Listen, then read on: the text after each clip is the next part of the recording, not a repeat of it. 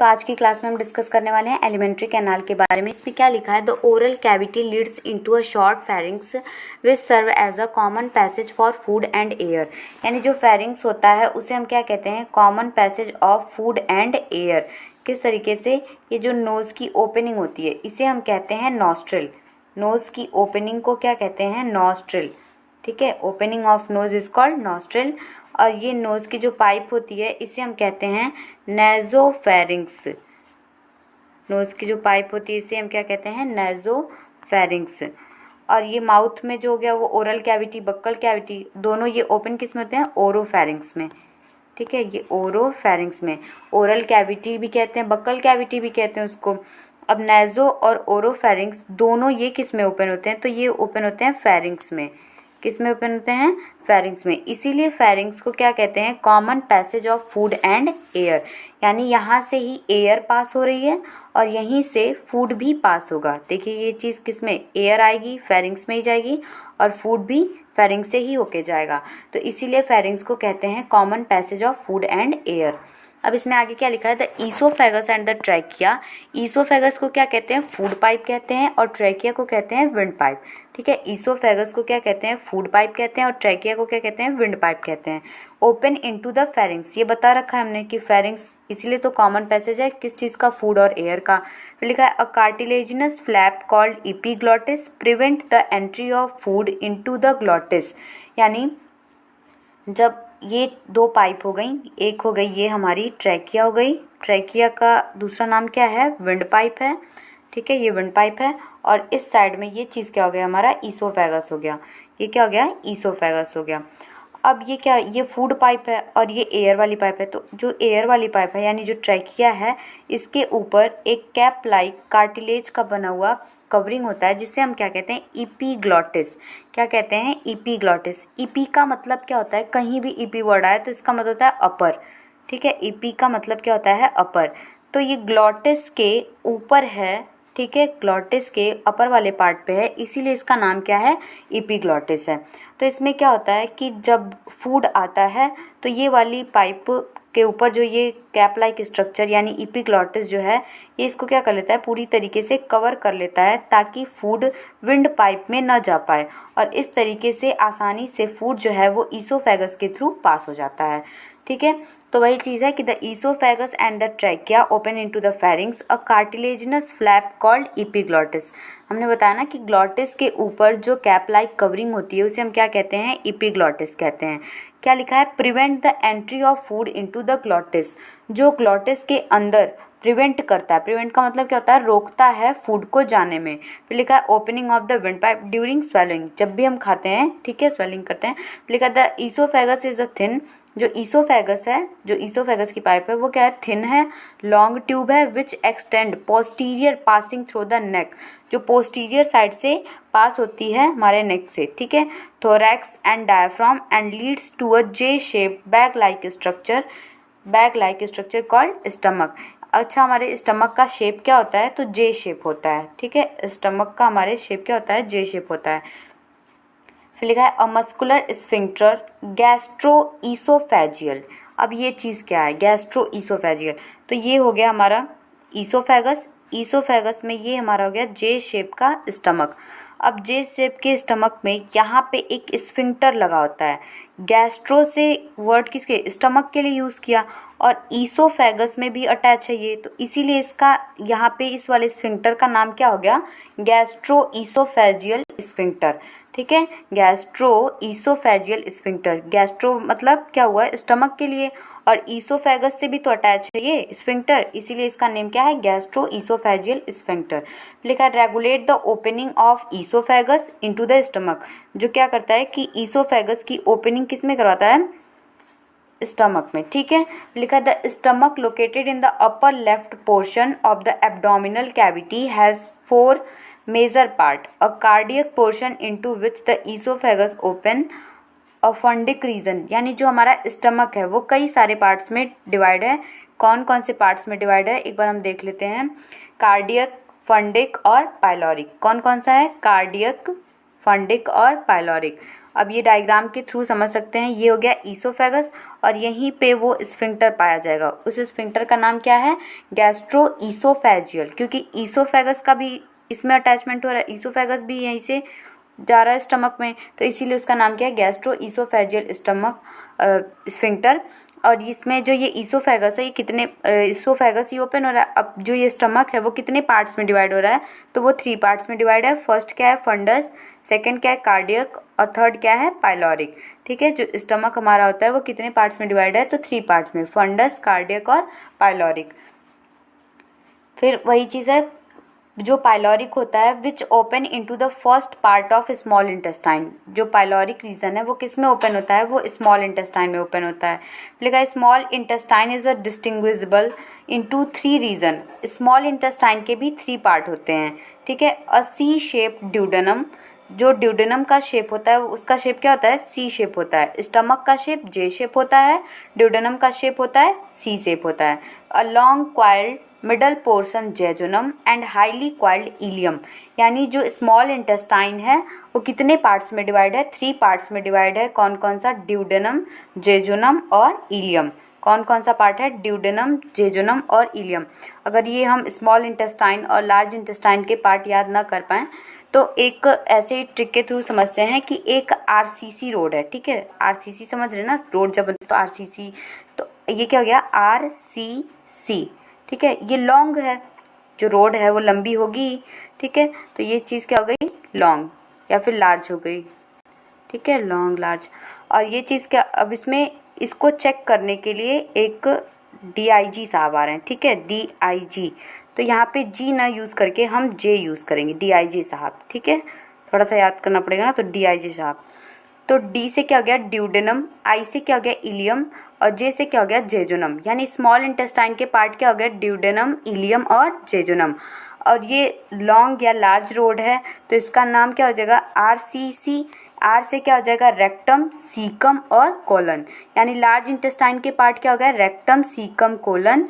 और जो small intestine का पार्ट है उसका क्या हो गया? ड्यूडेनम, इलियम और जेजुनम। इस तरीके से हमें लार्ज इंटेस्टाइन और स्मॉल इंटेस्टाइन दोनों के पार्ट क्लियर हो गए कि दोनों 3-3 पार्ट्स में डिवाइड हैं। ठीक है, ये देखिए इसमें small intestine is distinguishable into 3 region, C shape duodenum, a long coiled middle portion jejunum and highly coiled ileum. The opening of the stomach into the duodenum is guarded by pyloric sphincter. यानी जो stomach open होता है, ठीक है, duodenum में, वहाँ पे कौन सा स्फिंक्टर होता है? तो वहाँ पे होता है पाइलोरिक स्फिंक्टर। ये पाइलोरिक क्यों नाम दिया? बहुत इजी है, क्योंकि जो स्टमक है हमारा वो 3 पार्ट्स में डिवाइड है, फंडस, कार्डियक और लास्ट वाला पार्ट क्या है? पाइलोरिक। तो ये पाइलोरिक रीजन जो है ये डिवाइड है, तो इसीलिए यहाँ पे जो स्फिंक्टर होगा इसको क्या बोलेंगे? पाइलोरिक स्फिंक्टर बोलेंगे। ठीक है, तो पाइलोरिक स्फिंक्टर समझ में आया। फिर लिखा है guarded pyloric sphincter, ileum open into a large intestine, it consist of a caecum, colon and rectum. ये हमने बताया ना, लार्ज इंटेस्टाइन के कितने पार्ट होते हैं? 3 पार्ट है, बताया था ना। लार्ज जो रोड है वो लार्ज है, तो आरसीसी वो किस चीज़ की बनी है? रोड है तो आरसीसी की बनी होगी। तो क्या है? आर से क्या हो जाएगा? रेक्टम, सी से क्या हो जाएगा? सीकम, और दूसरे वाले सी से क्या हो जाएगा? कोलन। ये चीज़ से क्या हो जाएगा? रेक्टम, सीकम और कोलन। ये किसके पार्ट हो गए? लार्ज इंटेस्टाइन के। और स्मॉल इंटेस्टाइन का क्या पार्ट है? डीआईजे। ठीक है, ड्यूडेनम, इलियम और जेजुनम। फिर लिखा है caecum is a small blind sac which host some symbiotic organism, a narrow finger like tubular projection, the vermiform appendix which is a vestigial organ। यानी सीकम के बाद से एक ओपनिंग होती है जिसे हम क्या कहते हैं? एक वेस्टिजियल ऑर्गन की ओपनिंग होती है जिसको हम क्या कहते हैं? Vermiform appendix. Arise from caecum, ये अराइज कहाँ से होता है? सीकम से। फिर लिखा है the caecum open into the colon, जो सीकम होता है वो किस में ओपन होता है? कोलन में। फिर लिखा है the colon is divided into 4 part, ascending, transverse and descending. यानी जो कोलन होता है वो कितने पार्ट्स में डिवाइड है? 3 पार्ट्स में, असेंडिंग, ट्रांसवर्स और descending.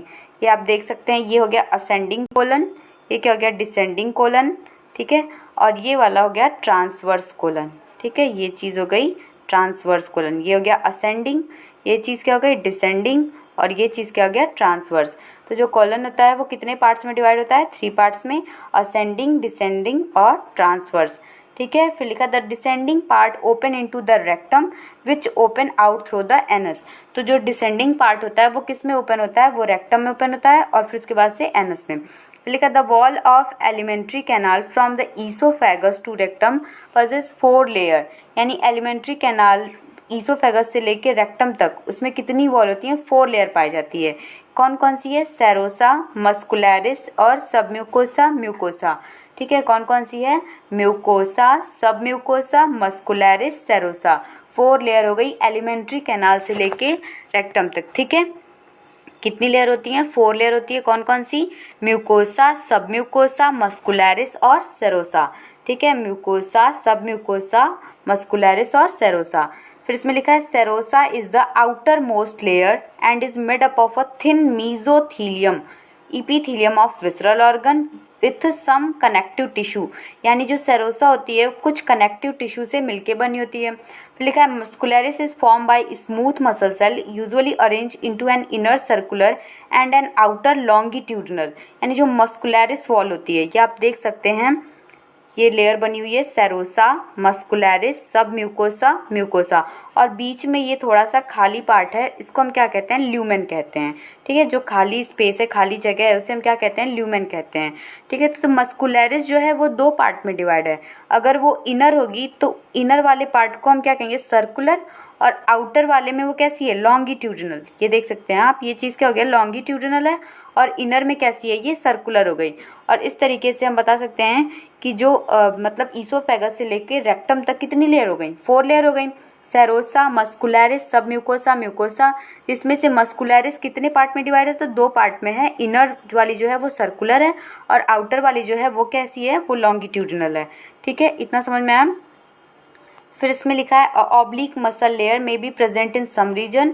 The submucosal layer is form of loose connective tissue containing nerve, blood and lymph vessel in duodenum glands are also present in submucosa. ये question आ चुका है कि duodenum gland जो होती है वो किस लेयर में पाई जाती है, तो आंसर क्या हो जाएगा? सब म्यूकोसा। फिर लिखा है the inner most layer lining the lumen of the alimentary canal is the mucosa. Lumen बताया ना मैंने, जो खाली स्पेस है उसे हमने क्या नाम दे रहा है? कि ल्यूमेन होता है वो। ठीक है, और लेयर उसी के ठीक ऊपर म्यूकोसा। फिर लिखा this layer form a irregular fold रुगे, यानी स्टमक में अगर इर्रेगुलर फोल्ड का फॉर्मेशन हो रहा है तो हम उसे क्या बोलेंगे? रुगे। और इंटेस्टाइन में अगर हो रहा है तो हम उसे क्या बोलेंगे? विलाई। ठीक है, इंटेस्टाइन में अगर हो रहा है तो क्या बोलेंगे? विलाई, लेकिन अगर स्टमक में हो रहा है तो क्या बोलेंगे? रुगे। ठीक है, रुगे। और ये क्या होता है? फिंगर लाइक प्रोजेक्शन होते हैं। ये इसमें लिखा भी है this layer form irregular fold rugae in the stomach and small finger like folding called villi in the small intestine. लिखा the cell lining the villi produce numerous microscopic projection called microvilli giving a brush border appearance. These modification increase the surface area enormously. यानी जो villi होती है उसका काम क्या होता है? सरफेस एरिया को इंक्रीज करना। विलाई का काम क्या होता है? सरफेस एरिया को बढ़ाना। फिर लिखा है villi are supplied with a network of capillaries and a large lymph vessel called lacteal, यानी विलाई में कैपिलरीज होती हैं और लार्ज लिम्फ वेसल होते हैं जिसको हम क्या बोलते हैं? लैक्टियल बोलते हैं। ये आप देख सकते हैं। ठीक है, ये चीज़ क्या हो गई? लैक्टियल हो गई। ये क्या हो गया? कैपिलरीज हो गया, आर्टरी हो गई, वेन हो गया, और से आर्टरी में ब्लड आता है और वी से वेन बाहर जाता है। ठीक है, वी से वेन, व से बाहर जाता है। तो ये हमें समझ में आ गया कि आर्टरी, वेन, विलाई जो होता है उसमें क्या होता है कि villi are supplied network capillaries. अगर इसमें कैपिलरीज पाए जाएं और लार्ज लिम्फ वेसल पाए जाएं तो हम उसे क्या बोलते हैं? लैक्टियल बोलते हैं। फिर लिखा है mucosal epithelium has a goblet cell with secrete mucus that help in lubrication, यानी जो म्यूकोजल इपीथीलियम सेल है वो क्या सिक्रीट करती है? म्यूकस सिक्रीट करती है जो लुब्रिकेशन में हेल्प करते हैं। ठीक है, चिपचिपा बनाने में हेल्प करते हैं। फिर लिखा है mucosa also form gland in the stomach, gastric gland and crypts in between the bases of villi in the intestine, crypts of livercon, यानी जो क्रिप्ट्स बनते हैं इसमें आप देख सकते हैं क्रिप्ट्स ऑफ लिवरकॉन। ठीक है, ये क्रिप्ट्स बन रहे हैं, इसे हम क्या करेंगे? Crypts of Lieberkuhn. फिर लिखा all the 4 layer show modification in different part of the alimentary canal. इस तरीके से 4 लेयर डिस्ट्रीब्यूट होती हैं। ठीक है, अगली क्लास में हम डिस्कस करेंगे डाइजेस्टिव ग्लैंड के बारे में।